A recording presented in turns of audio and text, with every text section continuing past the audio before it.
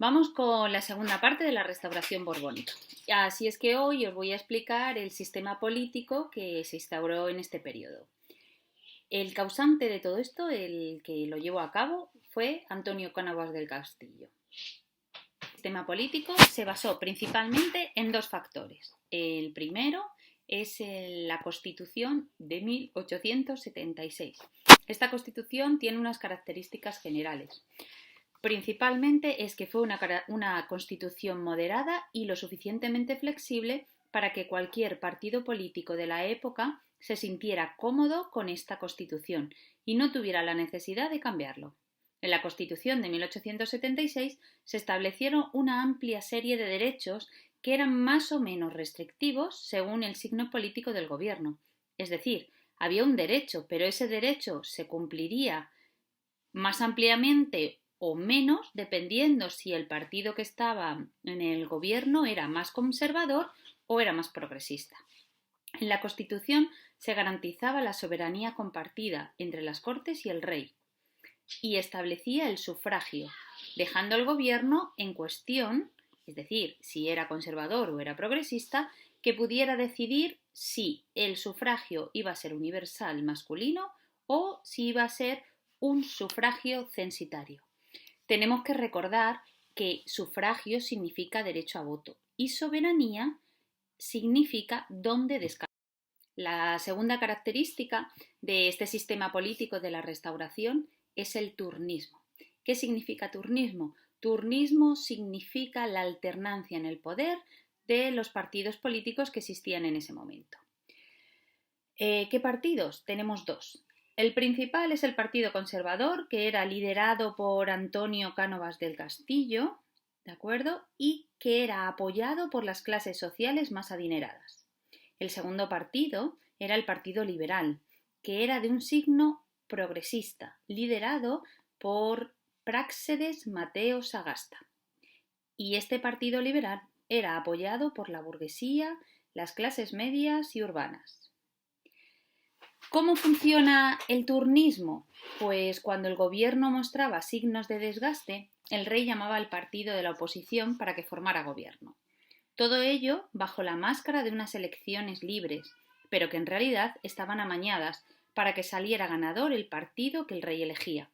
Se utilizaban métodos de fraude electoral que en nuestro país se conocían como pucherazo, ya que supuestamente se metían los votos en un puchero. El modo de amañar las elecciones se hacía de diferentes modos. O se emitían más votos que personas, en muchos casos haciendo votar a personas que ya habían muerto, o los caciques u hombres influyentes de cada zona compraban los votos a cambio de puestos de trabajo, otro tipo de beneficios o de favores.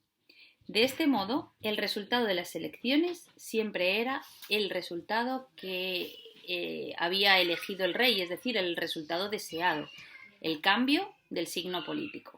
Ahora os voy a explicar los problemas políticos que tuvo que enfrentarse este sistema ideado por Cánovas del Castillo, es decir, la oposición a este sistema político que se había montado. En primer lugar, debemos hablar de la oposición al turnismo.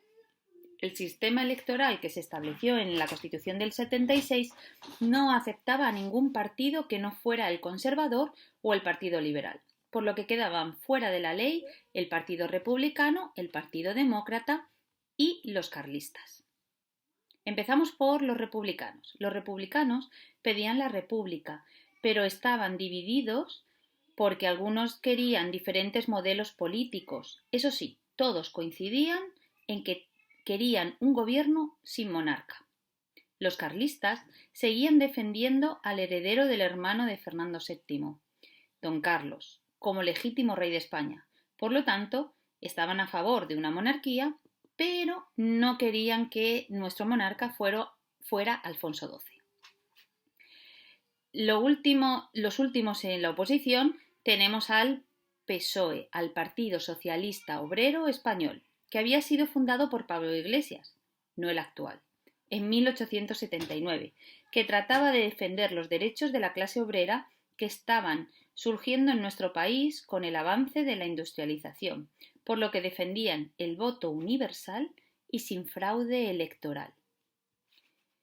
Otro de los problemas políticos que tuvo que hacer frente el sistema canovista o reformista fue el movimiento obrero, que luchaba por las mejoras de los obreros que se vieron apartados en el derecho a participar de la vida política. Estos derechos mejoraron con la ley de 1887 en el que se les permitió el derecho a asociación, por lo que se creó en 1888 la UGT, la Unión General de Trabajadores, que es el primer sindicato español mayoritario de nuestra historia y que actualmente sigue existiendo. Es uno de los dos grandes sindicatos de nuestro país.